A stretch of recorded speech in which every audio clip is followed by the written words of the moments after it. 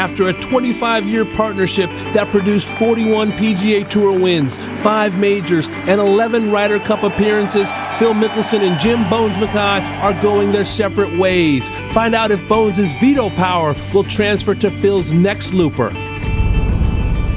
Plus, the PGA Tour announced on Tuesday it is making changes to its anti-doping policy starting with the 2017-18 season. Our insider Rex Hoggard joins to explain the impact.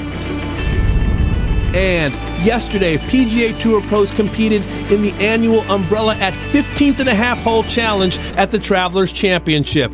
Today, our own Paige McKenzie and Travis Fulton go head-to-head to see who will be crowned the champ. That and much more ahead on Morning Drive.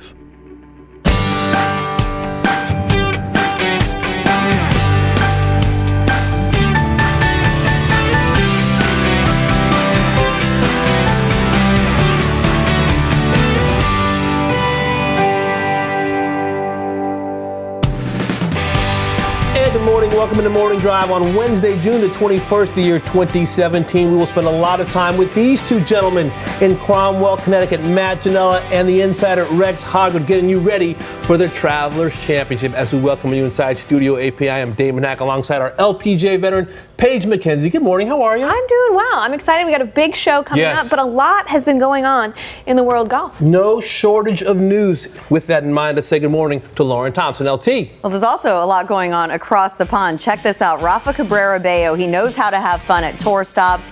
And while he was in Germany ahead of the 29th playing of the BMW International Open, he checked out the Eyes Back Wave. Now, this is a really interesting collision of waters going on in Munich. It's the English Garden, really cool place. And apparently, he's a pretty good surfer, too. So skills for Rafa Cabrera Bello. But later this week, he's going to showcase skills on the golf course. You'll see the 2-time European Tour winner playing alongside the champ from 2008, Martin Keimer, as well as a fellow Spaniard in Sergio Garcia, the Masters champion. And we're looking at those Eastern times. They're going to get things going at 2:40 a.m. Eastern time. Golf Channel's coverage will start Thursday at 5:30 a.m. Eastern. Tune in for that. And then again at 9:30 a.m. Eastern. But Damon, back to you for now. All right, LT, what's happening now? How about a relationship that lasted a quarter century? It came to a close yesterday as Phil Mickelson and Jim Bones Mackay announced they will no longer work together as player and caddy. They won 41 PGA Tour events, 5 majors as a tandem, and with their long conversations, they were always entertaining as a duo to watch. This statement from Mr. Mackay: after an amazing 25-year run, Phil and I have mutually decided to go our separate ways. Player-caddy relationships don't often last that long. I will always be grateful that I was around to witness so much of Phil's career. When Phil hired me in 1992, I had one dream: to caddy in a Ryder Cup. Last year at Hazeltine, Phil played in his 11th straight Ryder Cup.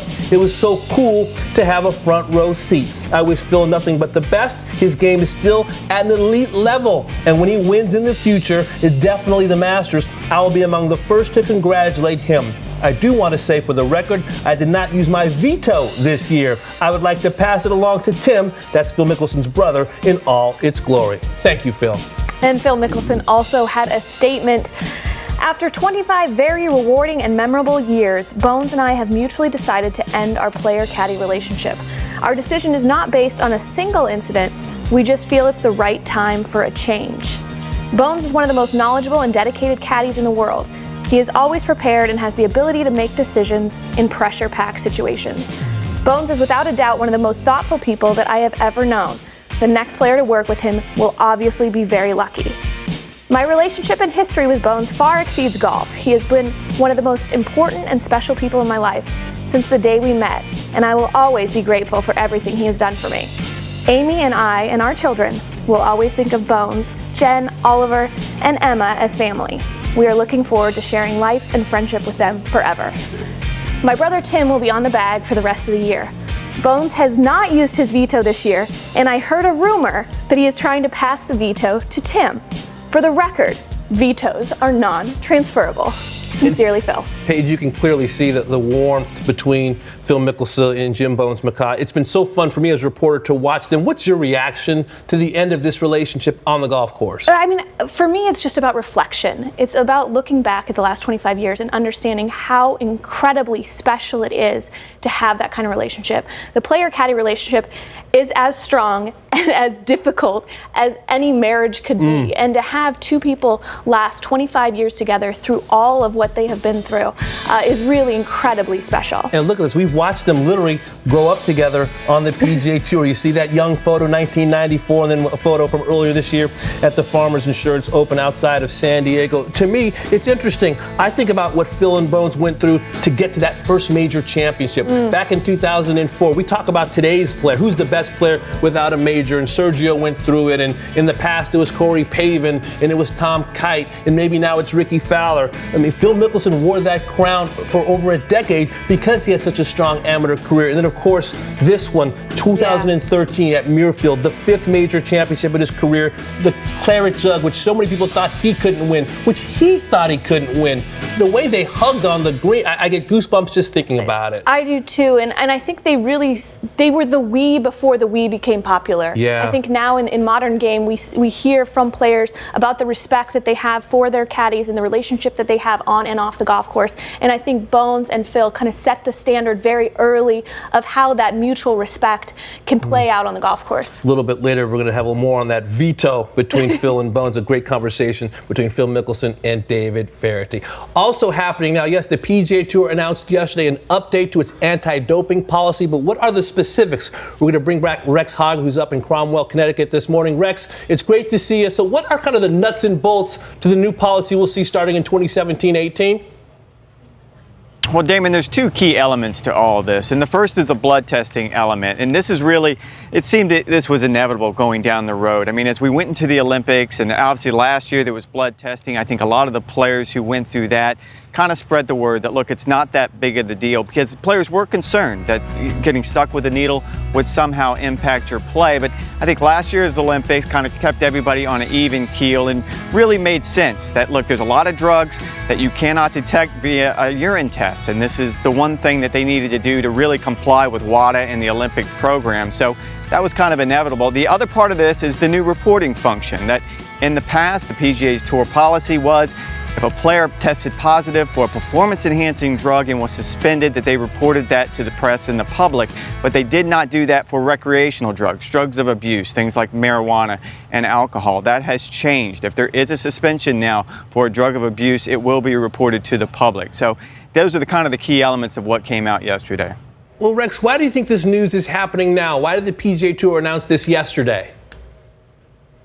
You know, I spoke with a lot of members of the Player Advisory Council, the 16 members, and 2 of the 4 player directors on the policy board, and I kind of got a couple of different answers, but the one answer that stood out to me is earlier this season, new Commissioner Jay Monahan told a group of reporters who asked specifically about this reporting function, and he said, look, we're just not comfortable doing it. We're a family, we want to keep things inside the family. But since then, they have taken it to the players, specifically at a player meeting at Torrey Pines earlier this season, and the players said they felt like it was something that the tour should do, that let's have as much transparency as possible. And I finally think the players, of all people, convinced the tour that this was better for the tour in a whole, because you did a couple of things. One, it's a great deterrent. If a player knows he's about to do something and he could possibly test positive and it will become public, that's a huge deterrent. And the other half of it is there's been a lot of times when a player will miss an extended period of time and there's rumors, specifically on social media, that they're not injured, that they actually were suspended for something. This will do away with that. So I think the players and the tour eventually became comfortable with this. No shortage of news right now on the PGA Tour. Rex, we look forward to you opening up the notebook again next hour. That is Rex Hoggard live from TPC River Highlands right now. We say good morning again to LT. Hey, Damon. Well, also happening now, the Travelers Championship Week, where during the Tuesday practice round, quite the tradition continued with the annual Umbrella at 15.5-hole challenge and the halfway point between 15 and 16 at TPC River Highlands. 85 yards off the tee to to a 40-foot landing area surrounded by water. Just one shot to get that ball to sit on the umbrella and be the closest to the pin. What do you get? You get $10,000 to your charity of choice. Now, later on Morning Drive, Paige McKenzie and Travis Fulton, they're going to try their hand later in our simulator to do the same exact thing, and it is not easy, we can tell you that. But for now, someone who has taken on this feat in the past, our travel insider, Matt Janella, live from Cromwell, Connecticut. Good morning, Matt. How are you? Good morning, LT. I'm doing great. Always good to be talking to you. Yes, I took a couple shots at that umbrella last year. I think I rinsed them all. It's hard to do. I know you can voice that from experience. So you're coming off quite a busy Tuesday. Give us a recap of what you were up to. Well, as you know, LT, I get an opportunity to do some pretty amazing things, get invited to some pretty memorable trips. Well, yesterday moves to the top of the list. The Met Golf Association, Metropolitan Golf Association, one of the best golf associations in America, put on what they called the Modern Dream 18. They did this concept 35 years ago with people like Ben Crenshaw, George Pepper, editor of Golf Magazine, Joe Donahue, and Jay Mottola of the Met Golf Association.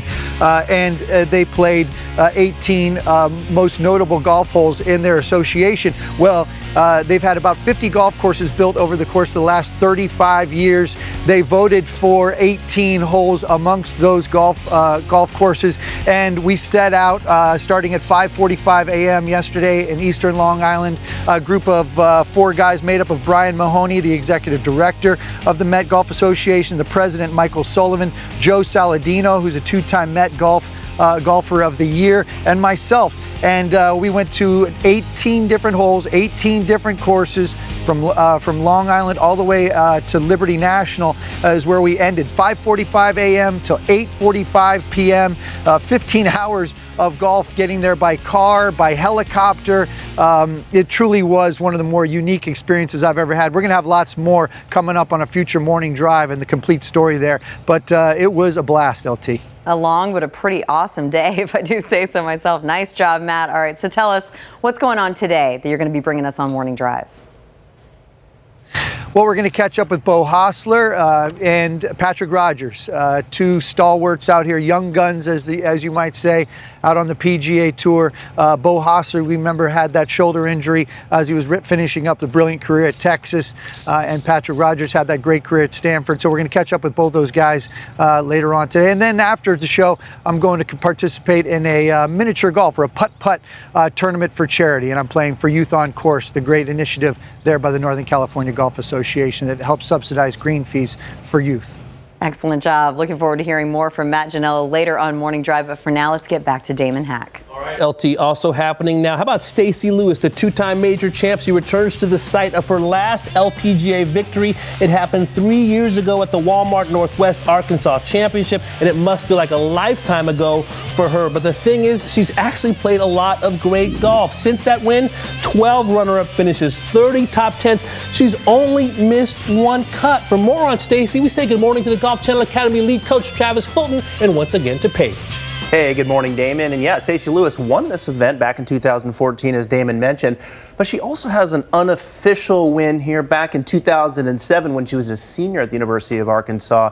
It was shortened to 18 holes due to weather, but she did have... A win's a win, right? She did have the lead. So she knows this place well. She likes it. She's playing good golf. And this tournament is certainly close to her heart as a former Razorback. Now, this golf course, you're going to have a lot of approach wedge shots, and I know this is a particular part of her game that you really like. I really enjoy watching Stacey Lewis hit wedge shots. And if we take a look at this, I just want you to maybe take a listen as well.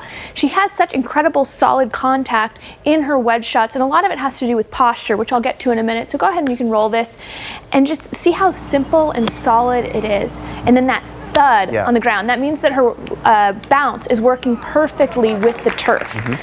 How do you do that? Well, it's all about staying in your posture. If you start in the same place that you end, you're gonna be able to return the club to that position. So I just wanted to draw a line through her spine so you can see that she really just rotates around the spine with without any extra movement or up or down. So go ahead and roll this and just keep an eye on exactly how steady this is. Just right around the spine. I think a lot of how and why she's successful actually has to do with her footwork. And the fact that the footwork doesn't get too active helps her stay in her posture. I think that's a huge mistake that we see with a lot of higher handicaps, is the feet get too active. That they're not, then they're lifting out of it, especially at impact. So go ahead and roll this so you can see, especially at impact, how quiet her feet are. And then any of the movement through impact, go ahead and roll this. Any of the movement through impact is a roll to the right toe. It's not a lift of the hip or a lift of the heel. It's a roll forward. So just kind of a passive right foot, which I like, and just kind of keeping it, more on the instep really encourages the spine to stay in its angle as she turns through. And I think that's the key point here, is the relationship between your feet and the ground and how that affects your posture throughout the golf swing. Now we have another view of this, so walk us through from face on the right foot and its effect to the spine. Well, go ahead and roll this and you'll see that feet and the hip and how there's very level throughout. You don't see the rise in the hip up to the right and the rise in the hip up to the left. It's relatively level throughout the entire golf swing. Yeah, I love that. You can see the foot just kind of hanging out on the instep. You're still shifting your weight to the left side, but you can see how she really kind of lengthens up this way as she turns through. Such an important part of the game for you to practice. Try that footwork, your spine angle will improve. Back to you, LT. Thank you so much, Travis. I got to hang out with her on the range there last year. Made it look so simple and solid. An inspiration if you check out that swing. Well, still on the way. An incredible initiative going on today, all about 4 rounds of golf in one day, racing the sun to raise awareness for a worthy cause. It's quite the concept, and we're going to join up live with the executive director of Youth on Course, who's standing by at Valhalla. Then in our simulator, we could talk about U.S. Open champion Brooks Koepka off the tee, but one of the keys to his win was putting. So we're going to welcome in Golf Channel Academy coach Craig Bocking, who's going to take his Southern charm and spin it to a real deal lesson on the green inspired by your winner at Erin Hills. And hint, it's a handful of things that happen before he even takes the club back. Then, with it being breakfast time and all, we're going to show you the ways to fuel your engine, your body, with the full breakdown on carbohydrates. And we've heard all the chatter, both good and bad, on this topic. So we're going to bring in an expert who has a really unique and fun take on it all. And she's going to tell you how to keep that energy going throughout your round and throughout your day. It is a Wednesday covering a wide variety of topics. Right now, though, we take you inside the ropes to TPC River Highlands, the Travelers Championship, on the eve of the competition. And Jim Furyk, that final round 58 last year, he wrapped things up in a tie for 5th place in 2016, now ahead of his 6th start at this event. It's Travelers Championship Week here on Morning Drive. Don't go anywhere.